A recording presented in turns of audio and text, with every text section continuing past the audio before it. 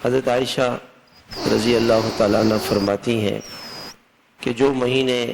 ہمارے رہ جاتے تھے، جو روزے ہمارے رمضان کے عذر کی وجہ سے رہ جاتے تھے، تو پورے سال ہم وہ روزے نہیں رکھ پاتے تھے کہ آپ علیہ السلام کی خدمت میں کوتاہی نہ۔ اس سے یہ بات معلوم ہوئی کہ عورت کا اصل دین اس کی